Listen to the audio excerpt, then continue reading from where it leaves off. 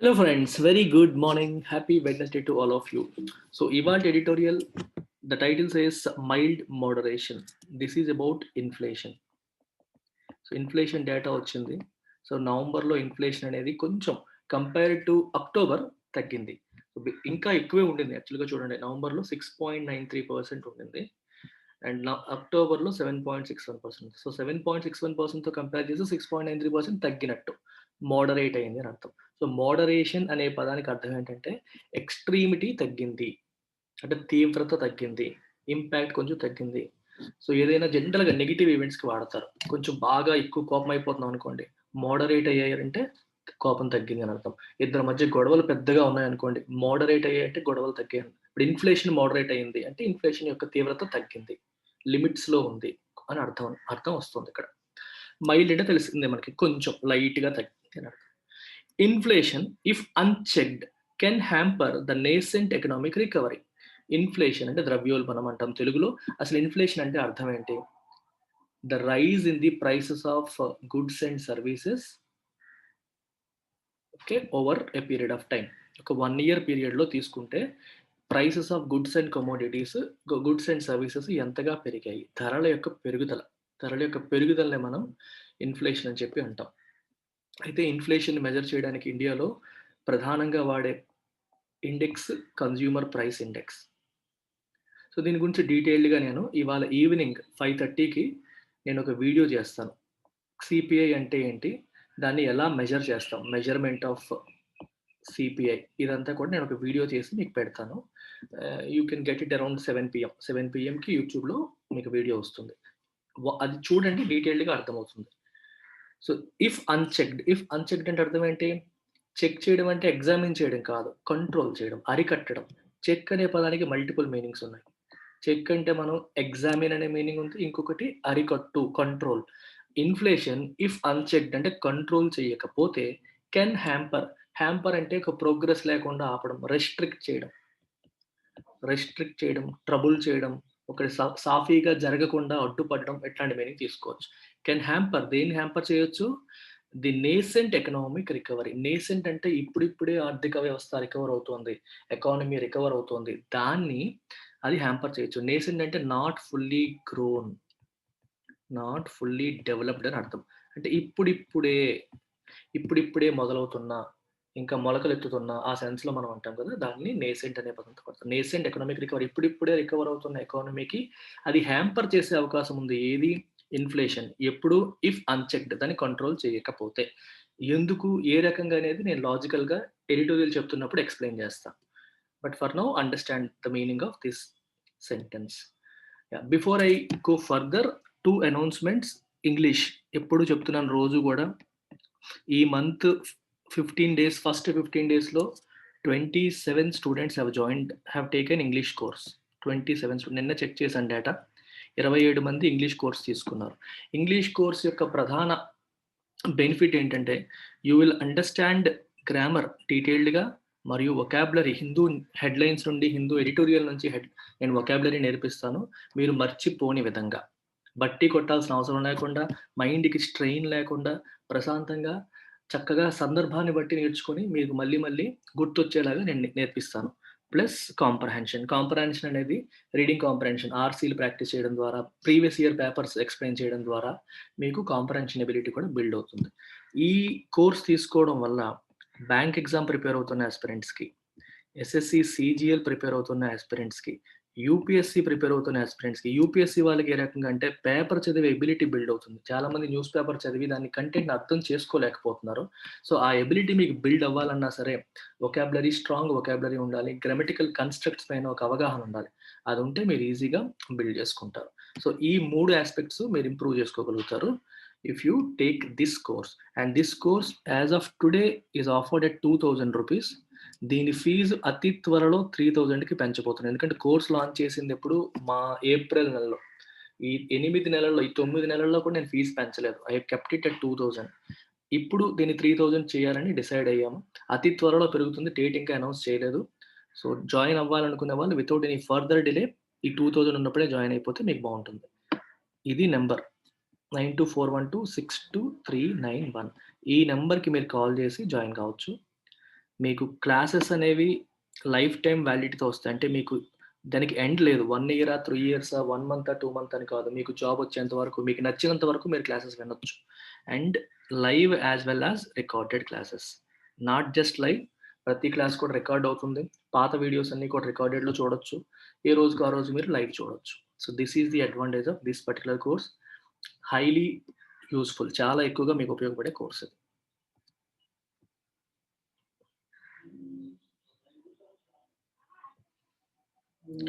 Similarly, another most valuable course offered by me, Indian Economy for UPSC. So economy course kuda present 8,000 rupees on the fees. This is going to be 10,000 very soon. 2,000 rupees fees పెరగబోతుంది only Indian economy. So Indian economy join అవ్వాలనుకునే వాళ్ళు కూడా ఇదే నెంబర్కి call చేసి join అవ్వచ్చు. ఇది మీకు prelims plus mains point of వ్యూలో, అంటే మెయిన్స్ సిలబస్ అంతా కూడా మీకు కవర్ చేయడం జరుగుతుంది. ఓన్లీ ప్రిలిమ్సే కాకుండా యూపీఎస్సీ మెయిన్స్ సిలబస్లో ఏమైతే ఉంటాయో యూ గెట్ ఎవ్రీథింగ్ కవర్డ్. దీంట్లో నేను ఆన్సర్ రైటింగ్ ప్రాక్టీస్ కూడా అప్పుడప్పుడు చేయిస్తూ ఉంటాను. సో మీకు సిలబస్ కవరేజ్తో పాటు ఆన్సర్ రైటింగ్ కూడా అలవాటు అవుతూ ఉంటుంది. So this is about economy. దీంట్లో కూడా మీకు same live as well as recorded classes. Already అయిపోయిన క్లాసెస్ అన్ని రికార్డెడ్ మోడ్లో చూడొచ్చు, అవుతున్నవన్నీ లైవ్ చూడొచ్చు. మళ్ళీ కొత్త బ్యాచ్ ఏప్రిల్లో కొత్త బ్యాచ్ స్టార్ట్ అయినప్పుడు మళ్ళీ ప్రతి చాప్టర్ మీరు ఫస్ట్ నుంచి లైవ్లో వినొచ్చు. కొత్త బ్యాచ్ జాయిన్ అయినప్పుడే స్టార్ట్ అయినప్పుడే వస్తానని చాలా మంది అనుకుంటూ ఉంటారు. You need not waste time. ఈ 3-4 నెలలు కూడా మీరు ఉపయోగించవచ్చు. ఏప్రిల్లో నెక్స్ట్ బ్యాచ్ స్టార్ట్ చేస్తాం, but still you can utilise this time. ఈ 3-4 మంత్స్ కూడా పాత వీడియోస్ చూసి కొంత బేసిక్స్ నేర్చుకొని ఏప్రిల్ నుంచి మళ్ళీ ఫ్రెష్గా వినాలన్నా వినవచ్చు. That is up to you. Even this course comes with life time validity. ఇది కూడా లైఫ్ టైమ్ వ్యాలిడిటీతోనే వస్తుంది. ఎందుకంటే ఇప్పుడు కొద్ది రోజుల్లో 10,000 అయిపోతుంది ఫీజు. మీరు జాయిన్ అవ్వాలన్నా you may have to pay 10,000. ఈ 8,000ని 2 ఇన్స్టాల్మెంట్స్‌లో కట్టొచ్చు. 2 into 4,000. So 4,000 will be the first instalment, second instalment another 4,000. ఈ రకంగా పే చేసి మీరు ఎకానమీ కోర్స్‌లో జాయిన్ అవ్వచ్చు. And this is the phone number. And Indian economy నేనే టీచ్ చేస్తాను, ఇంకెవ్వరు కూడా రారు. ఇందులోనే మీకు ఎకనామిక్ సర్వే, బడ్జెట్ ఇవన్నీ కూడా కవర్ అయిపోతాయి. అండ్ గ్రూప్స్ ప్రిపేర్ అయ్యే వాళ్ళకి గ్రూప్ 1కి అవసరమైన ఎకానమీ కూడా ఇదే కోర్సులో భాగంగా నేను ఇచ్చేస్తాను. ఏపీపీఎస్సి, టీఎస్పీఎస్సి గ్రూప్ 1 వాళ్ళకి అవసరమైన ఎకానమీ కూడా ఇందులోనే కవర్ అయిపోతుంది. So you get both UPSC plus group 1 economy at this 8,000 rupees fees, which is becoming 10,000 very soon. And this is the phone number to call. So let's look at the editorial now. Retail inflation అంటే బేసికల్గా మనం సిపిఐని retail inflation అంటాం. Retail అనే పదం ఎందుకు వాడతాం? దీని పేరే చూడండి, కన్జ్యూమర్ ప్రైస్ ఇండెక్స్. మనకి బేసిక్గా 2 ఉంటాయి, డబ్ల్యూపిఐ అండ్ సిపిఐ. డబ్ల్యూపిఐ అంటే హోల్సేల్ ప్రైస్ ఇండెక్స్, సిపిఐ అంటే consumer price index. Wholesale price index అనేది ఇండస్ట్రీ లెవెల్లో చూస్తారు. అంటే ఇండస్ట్రీలకు అవసరమైన రా మెటీరియల్స్, ఇప్పుడు స్టీల్ అనుకోండి, స్టీల్కి రా మెటీరియల్ అంటే iron ore. So iron ore ధరలు పెరిగాయా లేదా, అలా మెజారిటీ ఇండస్ట్రీస్ యొక్క రా మెటీరియల్ ధరలను చూసి అవి పెరిగితే డబ్ల్యూపీఐ పెరిగిందని, లేకపోతే తగ్గిందని చెప్తూ ఉంటారు. ఇంతకుముందు డబ్ల్యూపీఐనే ఇన్ఫ్లేషన్ కింద కౌంట్ చేసేవారు. ఇప్పటికీ రెండు కౌంట్ చేస్తారు, కానీ ఓవరాల్గా గవర్నమెంట్ ఏజెన్సీస్ దేన్ని బెంచ్ మార్క్గా తీసుకుంటాయంటే ఇంతకుముందు డబ్ల్యూపీఐని తీసుకునేవి, ఇప్పుడు సిపిఐని తీసుకుంటున్నాయి. సిపిఐ పేరులోనే ఉంది, retail inflation and consumer price index.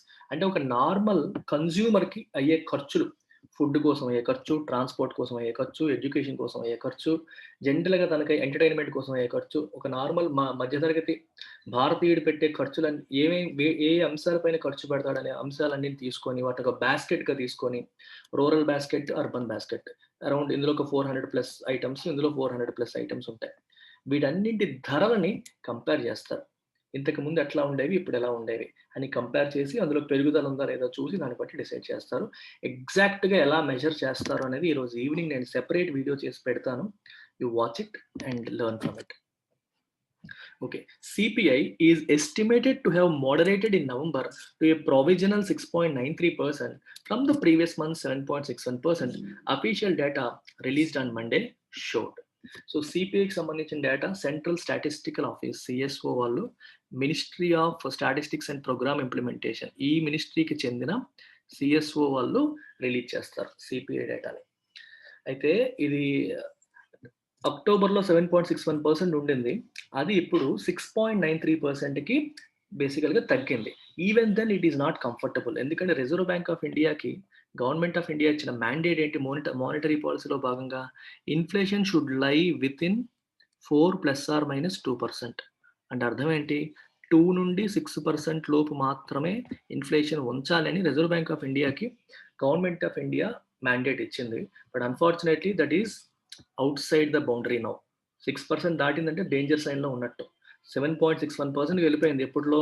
అక్టోబర్‌లో. అది అక్కడి నుంచి కంపేర్ చేస్తే తగ్గింది. 6.93%. అందుకే మోడరేట్ అయిందని చెప్పారు. Estimated to have moderated. వాళ్ళు చేసిన ఎస్టిమేట్ ప్రకారం కొంచెం తగ్గింది. ప్రొవిజనల్ అంటే this figure is not final. ఇప్పటికున్న డేటా ప్రకారం, ప్రస్తుతానికి ఉన్న డేటా ప్రకారం ఇచ్చింది. That is not final. On the face of it అంటే ఆ డేటా చూస్తే అపరెంట్‌లీ అంటే డీటెయిల్స్‌లోకి వెళ్ళకుండా పైన డేటా మాత్రమే చూస్తే అని చెప్పడాన్ని on the face of it అంటాం. అపరెంట్‌లీ అంటే without getting into the details, if you look at it from the outside అంటే బయట నుండి మనం చూస్తే అనే సెన్స్‌లో అనమాట. డీటెయిల్స్‌లోకి వెళ్ళకుండా ఆ ఇన్ఫర్మేషన్ అలా చూస్తే the moderation in price gains at to be welcome news. Moderation in price gains అంటే అర్థం ఏంటి? ప్రైస్ గెయిన్స్, ప్రైస్ పెరుగుదల. దాంట్లో మోడరేషన్. పెరుగుదలలో కంట్రోల్. ఇన్‌ఫ్లేషన్ అంటేనే ధరల పెరుగుదల. ధరల పెరుగుదల విపరీతంగా పెరిగిపోకుండా కొంచెం అదుపులోకి రావడం. అంటే 7.61% నుంచి 6.93% తగ్గింది కదా! అలాగనమాట.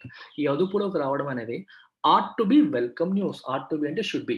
It should be welcome news. అంటే ఇది ఆహ్వానించదగ్గ వార్తే. మన న్యూస్ చూడగానే. ఎ క్లోజర్ లుక్ చూసారా? ఇలా పైన చూడగానే on the face of it అది మనకి మంచి న్యూస్ లాగా కనిపిస్తుంది.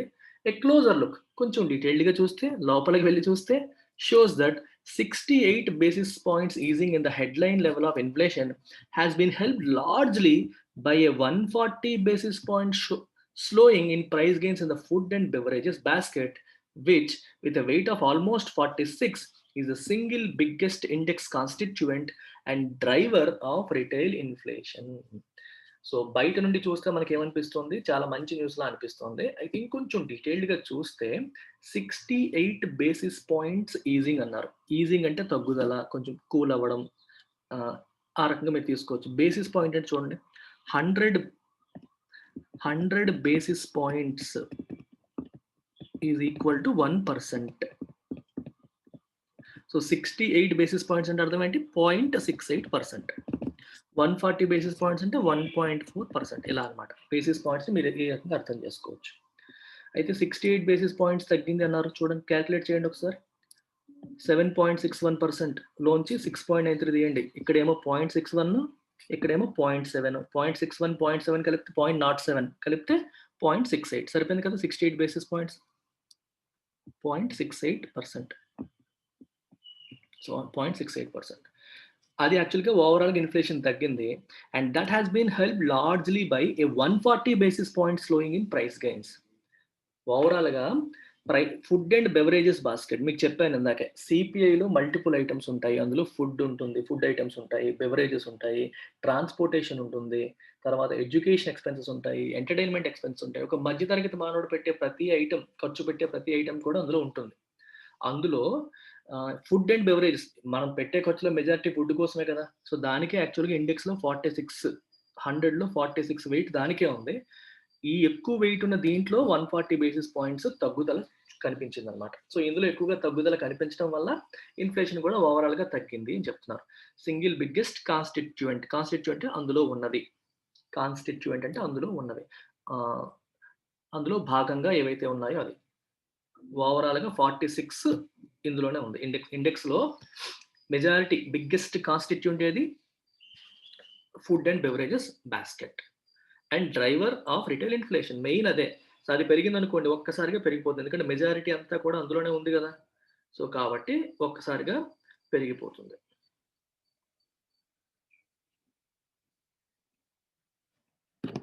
అందులో భాగం అని అర్థం కాన్స్టిట్యూయెంట్ అంటే. The RBI had in its monetary policy announcement earlier this month flagged and ఇక్కడ చూడండి ఫ్లాగ్డ్ బేసికల్‌గా ఇది. మధ్యలో ఇదంతా కూడా in its monetary policy announcement earlier this month and expected softening in the price of perishables in the winter months. Reserve bank of India రీసెంట్‌గా చేసిన monetary policy అనౌన్స్‌మెంట్‌లో ఈ విషయాన్ని ఆల్రెడీ చెప్పింది. ఫ్లాగ్డ్ అంటే దీన్ని mark something for attention. If you flag something you are marking it for attention, additional importance దానికి ఇస్తున్నారు, ఇది చూడండి అని చెప్పడం.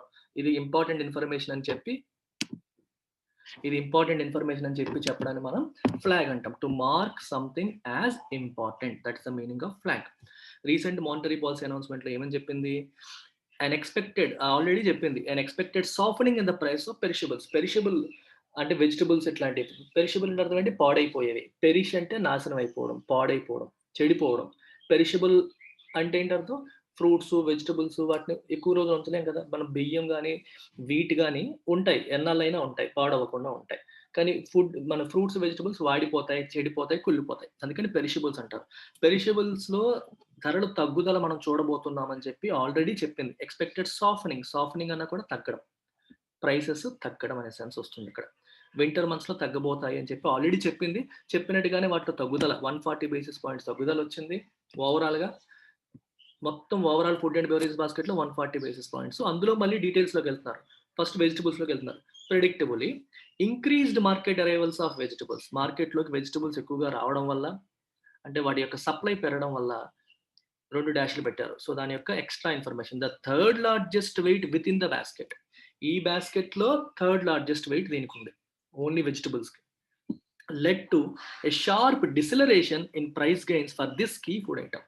ఎక్కువగా సప్లై పెరిగితే ఏమవుతుందండి? ఎప్పుడైనా సరే సప్లై పెరిగితే ప్రైస్ తగ్గుతుంది, డిమాండ్ పెరిగితే ప్రైస్ పెరుగుతుంది. మనకి చిన్నప్పటి నుంచి వింటూనే ఉన్నాం. సప్లై పెరిగింది, ప్రైస్ ఆబ్వియస్ గా తగ్గిపోతుంది. ఒకే వస్తువు ఒక వీధిలో మీరు ఎక్స్పెక్ట్ చేయండి, ఒక వీధిలో 4 కిరాణా షాపులు ఉన్నాయి, పక్కపక్కనే. ఒక ఐటెం కావాలంటే మీరు ఎక్కడికన్నా వెళ్ళచ్చు, అక్కడికన్నా వెళ్ళచ్చు, 4 చోట్ల వచ్చేసి అప్పుడు ఏం చేస్తారు? వాళ్ళు పోటీ పడి ధరలు తగ్గిస్తారు. ఒక్కటే షాప్ ఉంది, చుట్టుపక్కల 1 కిలోమీటర్ పరిధిలో ఇంకేమీ లేదు. సో ఆ షాప్ కి డిమాండ్ ఎక్కువ, వాళ్ళు రేట్లు పెంచేస్తారు. సో అలా మీరు దేన్నన్నా సప్లై డిమాండ్ తో మీరు అర్థం చేసుకోవచ్చు. ఒక చేపల మార్కెట్కి వెళ్ళారు, పులస చేపలు అంటే చాలా మందికి ఇష్టం. ఈ గోదావరి జిల్లాల్లో 5 కేజీల పులస మాత్రమే ఆ రోజు వచ్చింది. 5 కేజీల పులస కోసం 20 మంది వచ్చారు. ఏమవుతుంది? డిమాండ్ ఎక్కువ, సప్లై తక్కువ, విపరీతంగా రేట్లు పెంచేస్తారు. అలా కాకుండా 50 కేజీల పులస వచ్చింది, 5గురే వచ్చారు కొనడానికి. ఏమవుతుంది? అప్పుడు మనకి సప్లై ఎక్కువ, డిమాండ్ తక్కువ, ధరలు తగ్గిపోతాయి, ఆటోమేటిక్గా తగ్గిపోతాయి. ఇది మనకి చిన్నప్పటి నుంచి తెలిసిన విషయం. డిసిలరేషన్ అంటే యాక్సలరేషన్ కి యాంటోనిమ్. యాక్సలరేషన్ అంటే పెరుగుదల, డిసిలరేషన్ అంటే తగ్గిపోవడం. షార్ప్ ఒకేసారి ఎక్కువగా పడిపోవడం. ఇప్పుడు చూడండి, స్టీప్, షార్ప్ ఇలా తగ్గింది అనుకోండి, కొద్దిగా తగ్గినట్టు. ఇలా తగ్గింది అనుకోండి, ఒక్కసారిగా పడిపోవడం. Sharp deceleration in price gains for this key food item.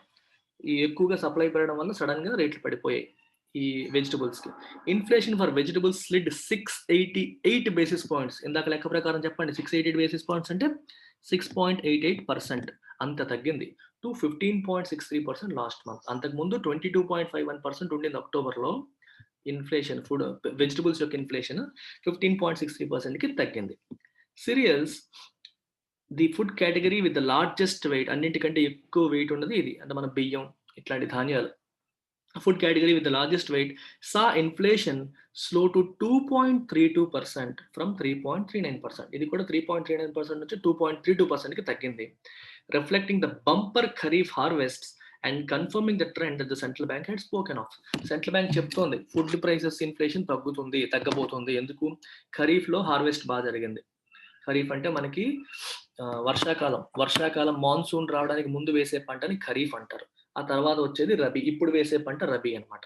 So kharif already పంట పండడం జరిగిపోయింది, ధాన్యాలు అవి కోతలు జరుగుతున్నాయి, హార్వెస్ట్ బాగా జరిగింది. హార్వెస్ట్ అంటే మనకి అయిపోయిన పంట పండిన తర్వాత దాన్ని కోసేస్తాం కదండి, కొయ్యడాన్ని హార్వెస్ట్ అంటాం. హార్వెస్టింగ్, గ్యాదరింగ్ క్రాప్స్ అన్నిటిని గ్యాదర్ చేయడం, వచ్చిన తర్వాత మొత్తం అన్నిటిని తీసి కుప్పలు వేయడం, దాన్ని హార్వెస్టింగ్ అంటాం. And confirming the trend that central bank had spoken of. Central bank already చెప్పింది ఫుడ్ ఇన్ఫ్లేషన్ తగ్గబోతుంది అని. అదే రకంగా ఇవి కూడా తగ్గాయి. And though the prices of other food categories to softened in November. మిగిలిన ఫుడ్ కేటగిరీస్ యొక్క ప్రైస్లు కూడా తగ్గాయి. Out of the basket of 12 items, మొత్తం 12 ఐటమ్స్ లో మిగిలినవి కూడా తగ్గాయి. Inflation still remained in the double digits in the case of 6 excluding vegetables.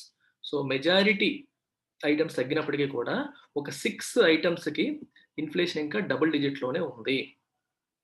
అర్థమైందంటే మోర్ దాన్ 10% ఇన్ఫ్లేషన్ ఉంది, తగ్గుతోంది, బట్ స్టిల్ ఇట్ ఈస్ ఎక్కువ అని అర్థం.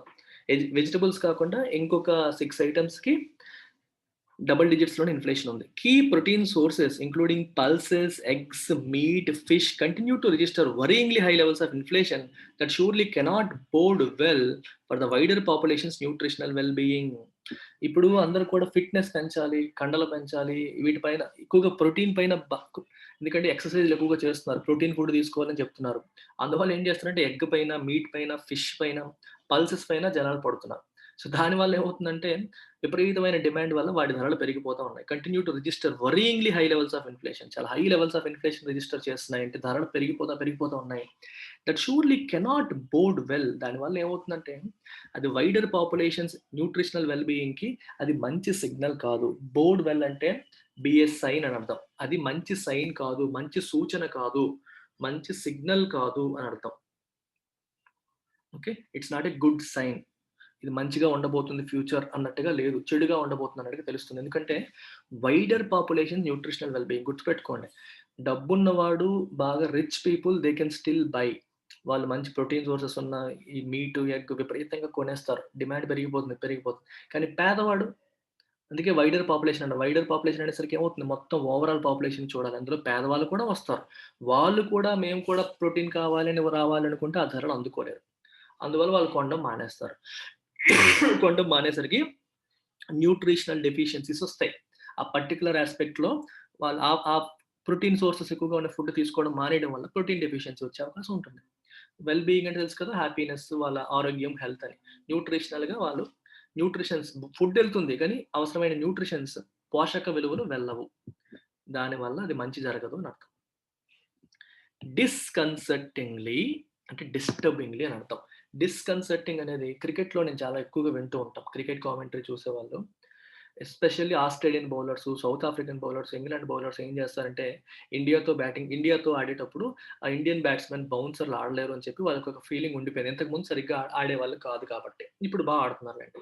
వాళ్ళేం చేస్తారంటే సరిగ్గా మధ్యలో బంప్ కొట్టి మనకి చెస్ట్ పైకి లేకపోతే మనకి చిన్ పైకి బ్యాట్స్‌మెన్ చిన్ దగ్గరికి వచ్చేలాగా చేస్తారు.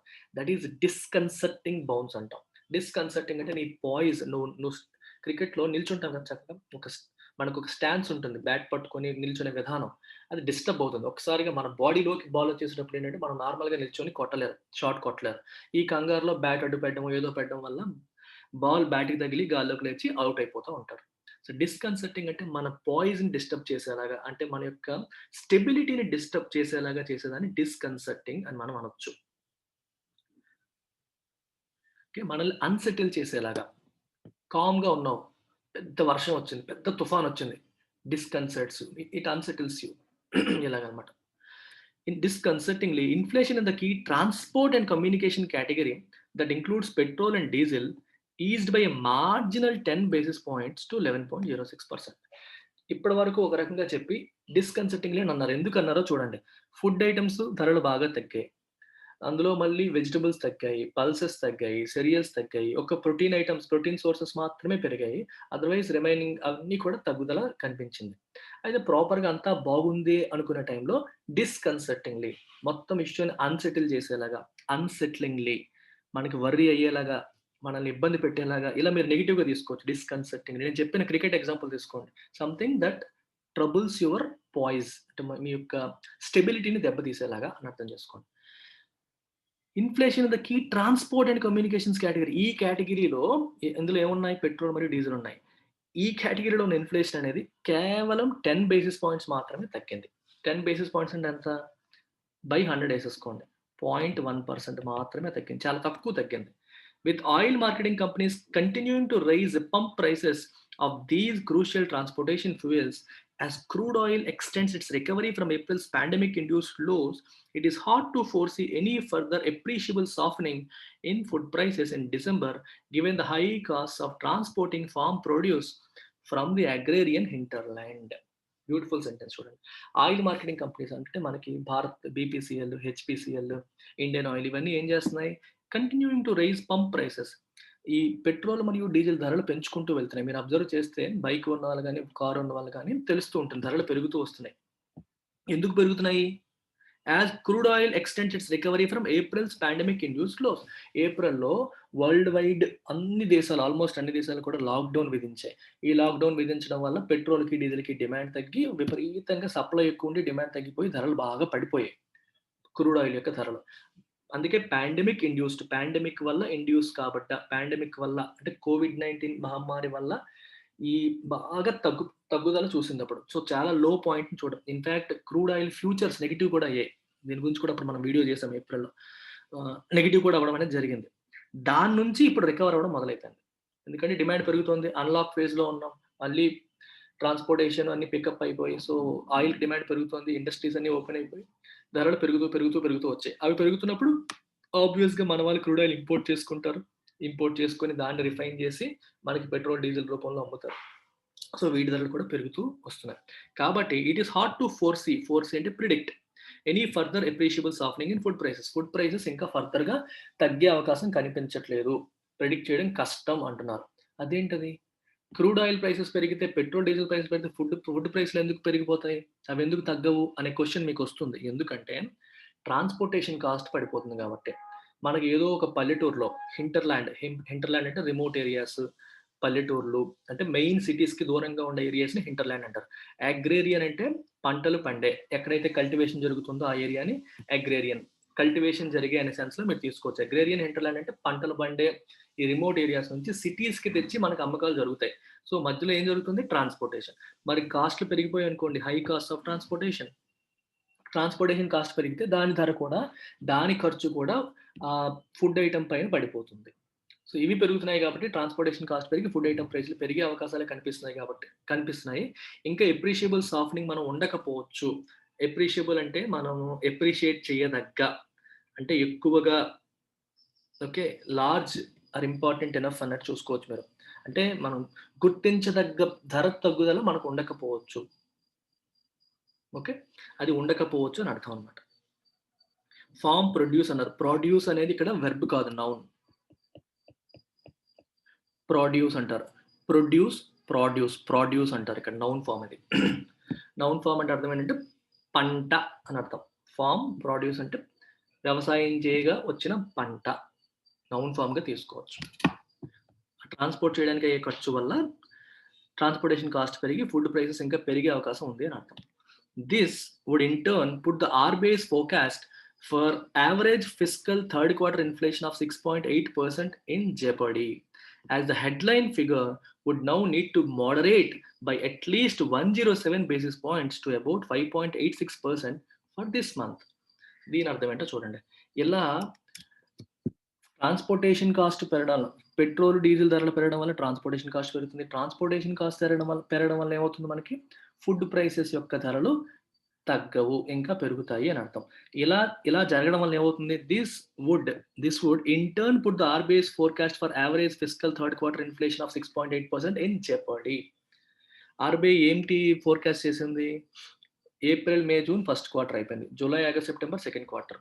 అక్టోబర్, నవంబర్, డిసెంబర్ OND అంటారు. ఇది థర్డ్ క్వార్టర్. థర్డ్ క్వార్టర్‌కి ఓవరాల్‌గా ఇన్‌ఫ్లేషన్ అనేది 6.8% ఉండబోతోందని చెప్పి reserve bank of India forecast చేసింది, ప్రిడిక్ట్ చేసింది. అయితే ఇప్పుడు మనకి అక్టోబర్‌కి ఎంతుంది? 7.61% అక్టోబర్‌కి?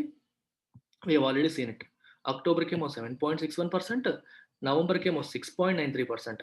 ఆల్రెడీ RBI ప్రిడిక్ట్ చేసిన దానికంటే అక్టోబర్‌లోను, నవంబర్‌లోను ఎక్కువున్నాయి. మరి ఎక్కువుండేటప్పుడు 6.8% కంటే 2 ఎక్కువే ఉన్నాయి. అప్పుడేమవుతుంది? డిసెంబర్‌లో చాలా తక్కువైతే గాని ఈ ఫిగర్ రాదు. సో, డిసెంబర్‌లో 5.86% ఇన్‌ఫ్లేషన్ ఉంటే తప్పితే RBI చేసుకున్న 6.8% ఫోర్‌కాస్ట్‌ని రీచ్ అవ్వడం కష్టం. అందుకే ఇట్ విల్ బి ఇన్ జెపార్డీ అన్నారు. జెపార్డీ అంటే పుట్ ఇట్ ఇన్ డేంజర్. అంటే రిజర్వ్ బ్యాంక్ యొక్క ఫోర్‌కాస్ట్‌ని డేంజర్‌లో పెట్టడం. జెపార్డైజ్ అంటే డేంజర్. జెపార్డీ అనే పదానికి మీనింగ్ ఏంటంటే డేంజర్ అని అర్థం. If you put something in jeopardy, it is put in danger. అంటే అది జరిగే అవకాశం తక్కువుంది ఇప్పుడు. ఫెయిల్యూర్ అయ్యే అవకాశం ఎక్కువగా ఉంది. అని అర్థం అన్నమాట. As the headline figure would now need to moderate అంటే తగ్గడం, by at least 107 basis points. నవంబర్‌తో compare చేస్తే 107 బేసిస్ పాయింట్స్ తగ్గి, అంటే 1.07% తగ్గి 5.86%కి రావాలి. అప్పుడు గాని ఆ 6.8% జరగదు అని అర్థం. Its November survey of households' inflation expectations also offers little room for comfort. Reserve bank of India survey చేస్తుంది ప్రతి నెల. హౌస్ హోల్డ్స్‌కి ఇన్ఫ్లేషన్ ఎక్స్‌పెక్టేషన్స్ మీరు ఏమనుకుంటున్నారు? ధరలు పెరుగుతాయి అనుకుంటున్నారా? తగ్గుతాయి అనుకుంటున్నారా? అని చెప్పి హౌస్ హోల్డ్స్‌కి అడిగిన సర్వేలో కూడా వాళ్ళందరూ కూడా పెరుగుతాయని అనుకుంటున్నామని చెప్తున్నారు. సో, కాబట్టి it offers little room. Little అంటే almost no. No room. Zero room for comfort. అంటే కంఫర్ట్‌కి స్పేస్ లేదు. రూమ్ అంటే స్పేస్. అంటే ఆనందపడడానికి, కంఫర్ట్‌గా ఫీల్ అవ్వడానికి స్కోప్ లేదు. సో, సర్వే కూడా పాజిటివ్‌గా చెప్పట్లేదు అని అర్థం. With more households expecting general prices to rise over the next 3 months and 1 year ahead horizons than the number of respondents concerned about such a price trend in the September survey, policymakers must guard against easing vigilance on prices while considering growth supportive measures. సెప్టెంబర్‌తో పోల్చుకుంటే నవంబర్‌లో ఎక్కువ house holds, ఎక్కువ మంది ఏమంటున్నారు? General prices పెరుగుతాయి.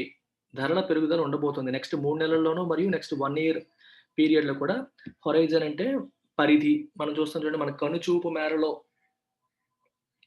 చూసేదంతా కూడా horizon. ఒక పరిధిలాగనమాట.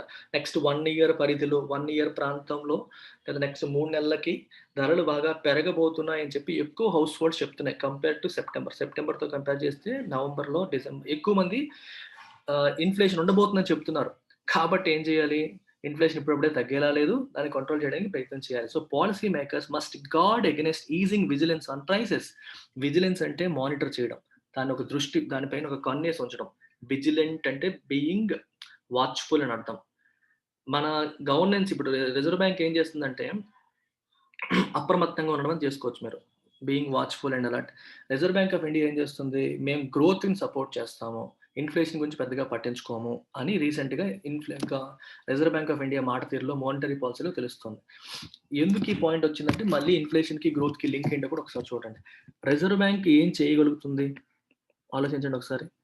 వడ్డీ రేట్లు తగ్గించగలదు, లేదా పెంచగలదు, లేదా అలా మెయింటైన్ చేయగలదు. రిజర్వ్ బ్యాంక్ వడ్డీ రేట్లని తగ్గించిందనుకోండి ఏం జరుగుతుందో చూద్దాం. వడ్డీ రేట్లు బాగా తగ్గితే ఇండస్ట్రీకి అది మంచా చెడా? ఇండస్ట్రీకి ప్లస్. ఎందుకు ప్లస్? తక్కువ ధరకి అంటే తక్కువ వడ్డీకి లోన్స్ వస్తాయి.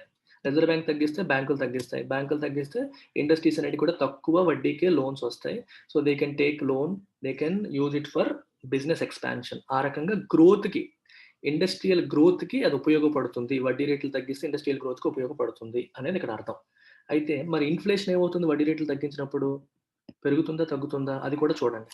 వడ్డీ రేట్లు బాగా తగ్గించినప్పుడు ఏం చేస్తారంటే డిపాజిట్ రేట్లు కూడా తగ్గిపోతాయి. లోన్ పైన వచ్చే వడ్డీ తగ్గిపోతుంది. డిపాజిట్‌ల పైన వచ్చే వడ్డీ తగ్గిపోతుంది. డిపాజిట్‌ల పైన వచ్చే వడ్డీ తగ్గిపోవడం వల్ల రిటైల్ కస్టమర్స్ అంటే మనలాంటి వాళ్ళం డిపాజిట్ చేసినా ఎక్కువగా రాదు అనేసరికి మనం బ్యాంకులో డిపాజిట్ చేయడానికి ఇంట్రెస్ట్ చూపరు.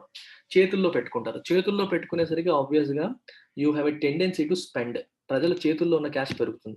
అలాగే ఇండస్ట్రీస్ కూడా తక్కువ వడ్డీకే లోన్‌లు వస్తున్నాయి కదా! అని చెప్పి తీసుకొని బిజినెస్ ఎక్స్‌పాన్షన్ చేస్తారు. బిజినెస్ ఎక్స్‌పాన్షన్ చేయాలంటే ఏదో ఒకటి కొనాలి కదా! సో, పర్చేజెస్ పెరుగుతాయి. అలాగే కార్ కొనాలనుకునే వాళ్ళు, బైక్ కొనాలనుకునే వాళ్ళు, ఇల్లు కొనాలనుకునే వాళ్ళు ప్రతి ఒక్కళ్ళు కూడా తక్కువ వడ్డీకి లోన్స్ వస్తున్నాయి కాబట్టి they will spend. They tend to spend. ఎక్కువ మంది స్పెండ్ చేస్తారు. స్పెండింగ్ ఎక్కువగా చేయడం వల్ల డిమాండ్ పెరుగుతుంది. వస్తువులు మరియు సేవలకి డిమాండ్ పెరుగుతుంది. డిమాండ్ పెరగడం వల్ల ధరలు పెరుగుతాయి. ధరలు పెరిగితే ఇన్‌ఫ్లేషన్ పెరుగుతుంది. అంటే reserve bank of India interest rates తగ్గిస్తే ఇన్‌ఫ్లేషన్ పెరుగుతుంది. ఇప్పుడు ఇన్‌ఫ్లేషన్ కంట్రోల్ చేయాలంటే ఏం చేయాలి? Reserve bank of India interest రేట్లు పెంచాలి. ఇంట్రెస్ట్ రేట్స్‌ని పెంచిందనుకోండి, ఈ ఇండస్ట్రీస్ లోన్స్ తీసుకోవడం ఆపుతాయి. వ్యక్తులు స్పెండింగ్ తగ్గించుకుంటారు. బ్యాంకుల్లో డిపాజిట్ చేసుకుంటారు. డిమాండ్ తగ్గుతుంది. ప్రైస్‌లు తగ్గుతాయి. ఇన్‌ఫ్లేషన్ అదుపులోకొస్తుంది. అయితే ఏమవుతుంది? ఇండస్ట్రీకి అది మైనస్. అర్థమవుతుందా? వడ్డీ రేట్లు పెంచితే ఇండస్ట్రీకి మైనస్. వడ్డీ రేట్లు తగ్గిస్తే ఇండస్ట్రీకి ప్లస్. ఇండస్ట్రీకి ప్లస్ చేయడం కోసం రిజర్వ్ బ్యాంక్ ఆఫ్ ఇండియా ప్రయత్నం చేస్తోంది. అలా చేయడం వల్ల ఏమవుతుంది? ఇన్‌ఫ్లేషన్ పెరిగిపోతుంది. మరి ఇన్‌ఫ్లేషన్ పెరిగితే ఏమైనా నష్టం ఉందా? ఆ యాస్పెక్ట్ కూడా చూద్దాం. ఇందాకే రాసారుగా ఒక మీనింగ్. ఇన్‌ఫ్లేషన్ బాగా పెరిగిందనుకోండి. ఇమాజిన్ బాగా పెరిగింది. ఇన్‌ఫ్లేషన్ బాగా పెరిగేసరికి ఏమవుతుంది? ప్రజల యొక్క పర్చేసింగ్ పవర్ తగ్గిపోతుంది. కొనుగోలు శక్తి తగ్గిపోతుంది. ఎందుకంటే ఇంతకుముందు రూ. 100కి లెట్స్ అస్యూమ్ 20 గుడ్లొచ్చాయనుకోండి. అప్పుడు ఒక గుడ్డు రూ. 5. ఇప్పుడు గుడ్డు ధర రూ. 10 అయిపోతే ఎన్నొస్తాయి మనకి? 10 ఎగ్స్ మాత్రమే వస్తాయి. 10 ఎగ్స్ మాత్రమే వస్తాయి. ఇప్పుడు ఇంతకుముందు 20 గుడ్లు కొనే వ్యక్తి, ఈరోజు గుడ్లు కొనడానికి వెళ్తాడు. కానీ డబ్బులు తన దగ్గర 100 ఉంది. ఇంతకుముందు 100 ఉండేది, 20 గుడ్లు కొనేవాడు. ఇప్పుడు 100 ఉంది. 10 గుడ్లే కొంటాడు. సో, డిమాండ్ తగ్గిపోతుంది ఆటోమేటిక్‌గా. తన కొనుగోలు శక్తి ఏం పెరిగిపోలేదు కదా! ఇన్ఫ్లేషన్ పెరిగిందంటే ధరలు పెరిగినంత మాత్రాన మన కొనుగోలు శక్తి పెరిగిపోతుంది. ఆటోమేటిక్‌గా పెరగదు. ఇన్ఫ్లేషన్ ఏం చేస్తుందంటే ఒక వ్యక్తి కొనుగోలు శక్తిని తగ్గించేస్తుంది. ఎబిలిటీ టు పర్చేజ్ తగ్గిపోతుంది.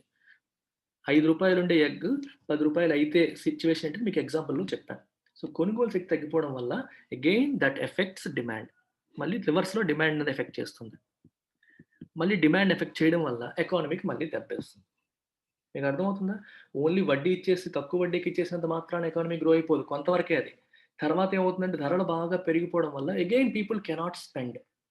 స్పెండ్ చేయలేని పరిస్థితి. లేకపోతే కొనే నంబర్ ఆఫ్ ఐటెమ్స్ తగ్గించుకునే పరిస్థితొస్తుంది. ధరలు బాగా పెరిగిపోతున్నాయి. ఆటోమేటిక్‌గా దానికి తగ్గట్టుగా డిమాండ్ తగ్గిపోతా వస్తుంది. ఇది జరిగే పర్చేసింగ్ పవర్ తగ్గిపోతుంది. ప్లస్ ఇది ఒక ఎకానమీ పర్స్పెక్టివ్‌లో. రెండవది సామాన్య మానవుడు బతకలేడు. ఇందాకే మాట్లాడాం. ప్రోటీన్ సోర్సెస్ ఎగ్, మీట్ ఇవన్నీ కూడా ఈరోజు మనం మటన్ కొనాలంటే రూ. 800 చికెన్ కొనాలంటే రూ. 250, 300 అయిపోతుంది. ధరలు విపరీతంగా పెరిగిపోతున్నాయి. వాళ్ళు తినాలనుకున్నా తినలేని పరిస్థితిలో ఉన్నారు. కొనలేక, తినలేక తీసుకోకపోవడం వల్ల ప్రోటీన్ ఫుడ్ వెళ్ళదు. న్యూట్రిషనల్ డెఫిషియన్సీస్ ఒస్తాయి. ఇవన్నీ ఇన్‌ఫ్లేషన్ వల్ల వచ్చే నష్టాలు. కొంతవరకు ఇన్‌ఫ్లేషన్ మంచిది. బియాండ్ ఎ పాయింట్ పెరిగిపోతే అది దెబ్బతీస్తుంది. అందుకనే policy makers must guard against easing vigilance on prices. Prices పైన అలర్ట్‌గా ఒక వాచ్‌ఫుల్ ఐ ఉండేది ఇంతకుముందు. రిజర్వ్ బ్యాంక్ ఆఫ్ ఇండియా ఎప్పుడు చూసేది. పెరిగిపోతున్నాయా? 6% కంటే దాటకూడదు. 6% లోపు ఉంచాలని చెప్పి ఎప్పుడు కొనేసి ఉంచేది. Now it is easing vigilance. Easing అంటే అది చూడడం తగ్గించేసింది. మనం అంతా గ్రోత్ అని చెప్పి గ్రోత్‌కి సపోర్ట్ చేసే చర్యల పైన ఫోకస్ చేస్తూ దీనిపైన కన్ను వేయడం తగ్గించేసింది. వాచ్‌ఫుల్‌గా ఉండడం తగ్గించేసింది. And they must guard against it. అలా వేయడం అది కరెక్ట్ కాదు. You must guard against it. Guard against అంటే అలా కన్ను తీసేయడం అనేది మంచిది కాదు. అంటే చూడకుండా not being watchful is not good. Okay. అలా ఉండడం అనేది కరెక్ట్ కాదని అర్థం. You must guard against something. అంటే అర్థం ఏంటి గార్డ్ ఎగ్నెస్ట్ అంటే కేర్‌ఫుల్ యాక్షన్ తీయాలి. మీరు కేర్‌ఫుల్‌గా ఉండాలి. లేకపోతే ఏమవుతుంది? మీరు ఇది చూడడం మానేసారనుకోండి ఏమవుతుంది? ఇన్‌ఫ్లేషన్ బాగా పెరిగిపోతుంది. So, you must guard against easing vigilance on prices. So, దీని అర్థం ఏంటి? 2 నెగెటివ్స్ గార్డ్ ఎగ్నెస్ట్, ఈజింగ్ 2 కొట్టేసేయండి. So, policy makers must have vigilance on prices. Prices పైన ఒక దృష్టి వేసి ఉంచాలి. While considering growth supportive measures తీసుకునే ఆ టైంలో దీనిపైన కూడా కొన్నేసి ఉంచాలని అర్థం. అదొక్కటే పెట్టుకోకూడదు. Price stability for all the growing calls to downplay its centrality in RBI's policy mandate must remain the monetary authorities primary target. Price stability అనేది రిజర్వ్ బ్యాంక్ ఆఫ్ ఇండియా యొక్క పాలిసీ మ్యాండేట్‌లో ప్రైమరీ టార్గెట్‌గా ఉండాలి అని చెప్పి ఈ editorial రాసిన వ్యక్తి అంటున్నారు. హిందూ పేపర్ అంటోంది. అర్థమవుతుందా? కానీ రీసెంట్‌గా మనకి డిఫరెంట్ న్యూస్ పేపర్స్‌లోను ఎకనామిస్ట్‌లు ఏమంటున్నారంటే, రిజర్వ్ బ్యాంక్ ఆఫ్ ఇండియా పని ఇన్ఫ్లేషన్ కాదు. ఎందుకు ఎక్సెసివ్ ఇంపార్టెన్స్ ఇస్తున్నారు ఇన్ఫ్లేషన్‌కి?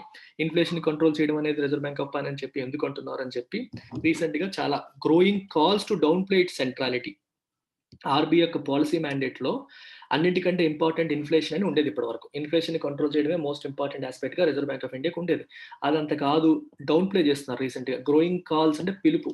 చాలా మంది ఎకనామిస్ట్‌లు చాలా డిఫరెంట్ న్యూస్ పేపర్ ఆర్టికల్స్‌లో కూడా వస్తుంది. ఇన్ఫ్లేషన్‌కి అంత ఇంపార్టెన్స్ ఇవ్వాల్సిన అవసరం లేదు.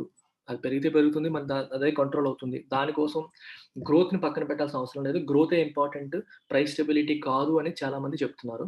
అయితే ఇక్కడ ఈ ఎడిటోరియల్ ఏముంటుంది? ప్రైస్ స్టెబిలిటీ వాళ్ళందరూ అలా చెప్తున్నప్పటికీ must remain the monetary authorities primary target. Monetary authority యొక్క ప్రైమరీ టార్గెట్ కింద ప్రైస్ స్టెబిలిటీయే ఉండాలి. మానిటరీ అంటే something that is related to currency. కరెన్సీకి సంబంధించింది. మనీ సప్లైకి సంబంధించిన అథారిటీని మానిటరీ అథారిటీ అంటారు. ఇండియాలో మనీ సప్లైని కంట్రోల్ చేసేది ఎవరు? Reserve bank of India. కరెన్సీని ప్రింట్ చేసేది రిజర్వ్ బ్యాంక్ ఆఫ్ ఇండియా. వడ్డీ రేట్‌ని కంట్రోల్ చేసేది reserve bank of India. Money supply ఎంత ఉండాలో డిసైడ్ చేసేది reserve bank of India. Money supply అంటే అర్థం ఏంటి? సీఆర్ఆర్ తగ్గించిందనుకోండి క్యాష్ రిజర్వ్ రేషియో అంటే బ్యాంకులు రిజర్వ్ బ్యాంక్ ఆఫ్ ఇండియా దగ్గర మెయింటైన్ చేయాల్సిన క్యాష్ తగ్గింది. So, they will have more cash with them. వాళ్ళ చేతిలో ఎక్కువ క్యాష్ ఉంటే ఎక్కువ లోన్స్ ఇస్తారు. సో, మనీ సప్లై ఆ రకంగా పెరుగుతుంది. సీఆర్ఆర్ తగ్గితే మనీ సప్లై పెరిగింది. సీఆర్ఆర్ పెరిగితే మనీ సప్లై తగ్గింది. ఇంట్రెస్ట్ రేట్లు తగ్గిందనుకోండి ఎక్కువ లోన్‌లెళ్తాయి. సో, మనీ సప్లై పెరుగుతుంది. ఇంట్రెస్ట్ రేట్ పెరిగిందనుకోండి లోన్‌లు తగ్గుతాయి.